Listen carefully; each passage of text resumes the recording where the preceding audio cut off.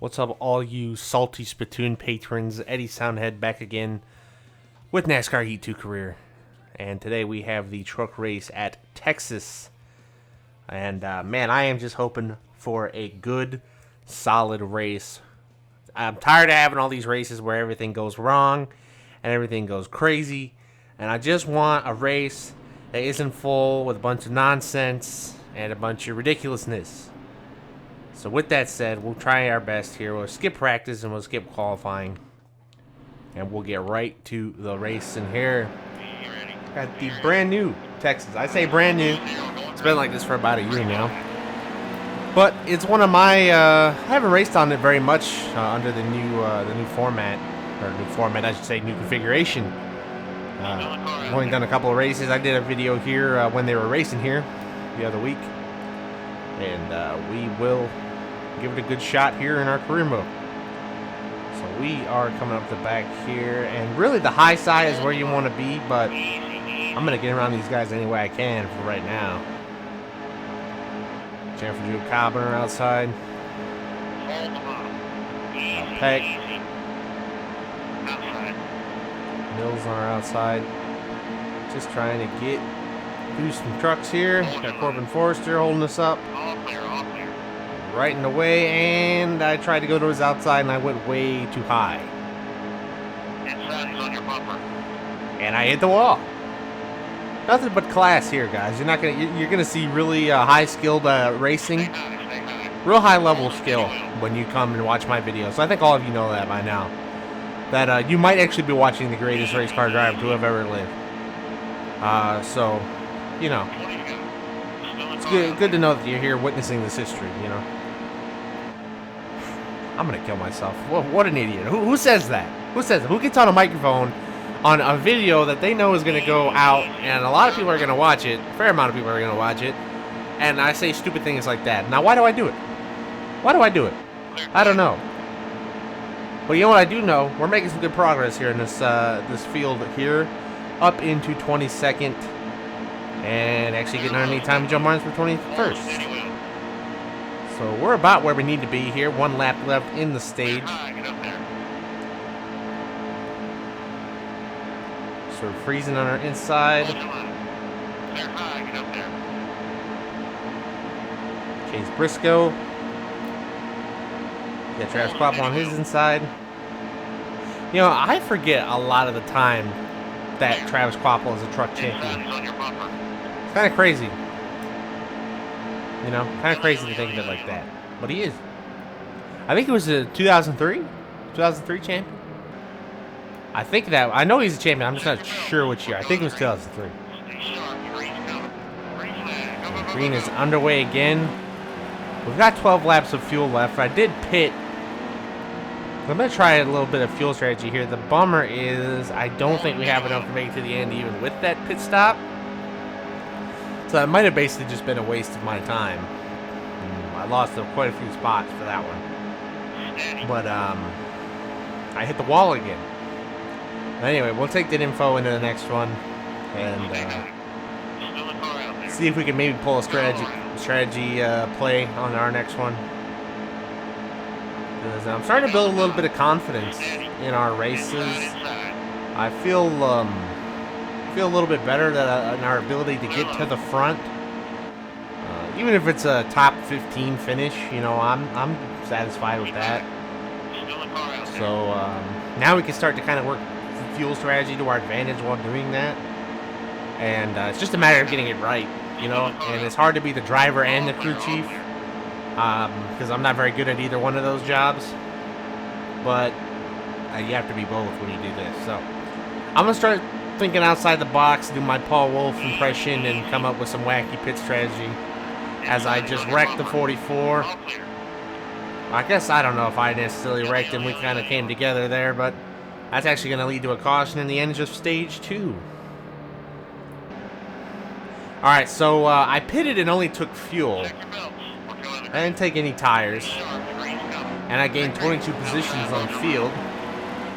So that leads me to believe not only that everybody in front of us didn't pit at all, but that everybody behind me must have taken fuel and 2 tires, or possibly 4 tires.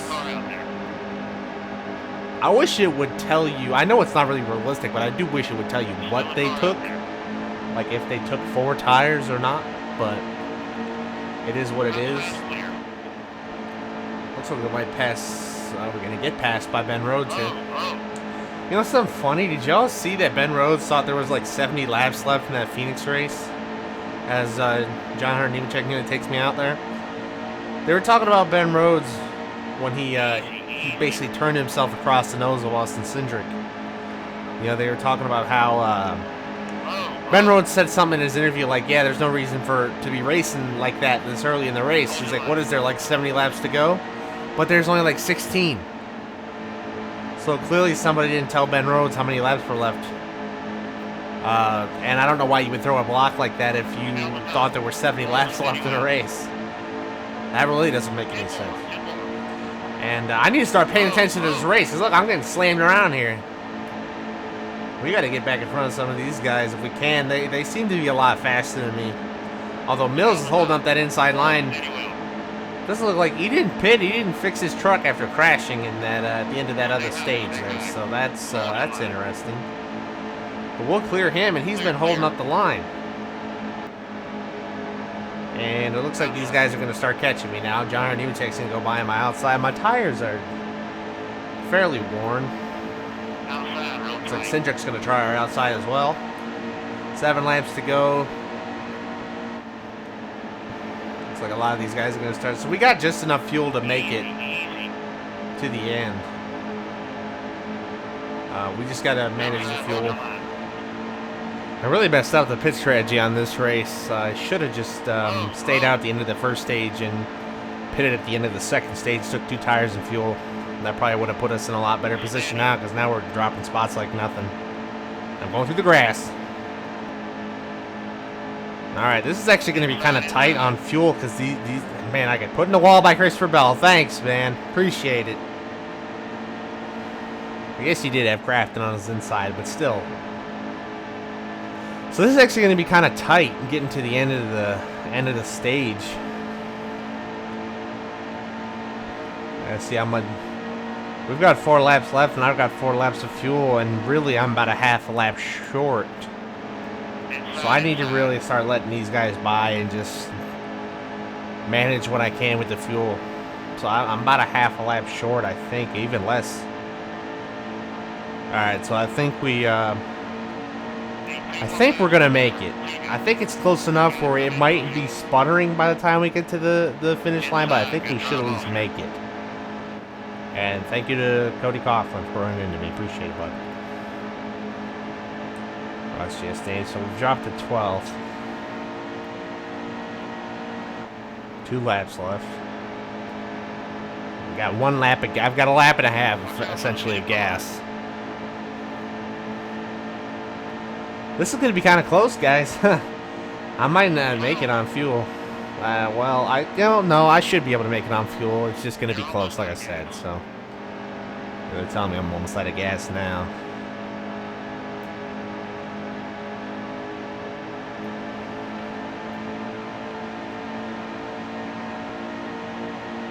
So a couple of guys in front of me are pitted, it looks like. And we're still going to lose a couple spots. Try and cut down right here and stay in line here. We're basically... we made it to the end. So we finished 12th. Not a great finish, but you know what? I learned a valuable lesson about pit strategy here at Texas, so that'll be useful in the future. And, yeah. Decent race. I'm glad I just had a fairly regular race for once. You know, the last couple races have been so crazy that it's nice to just slow it down. So, there you go. You get 41,000. So we only got 4,000 less than we did for winning the race. That's real great. Oh well, we moved down, I think, a spot in points too. GG.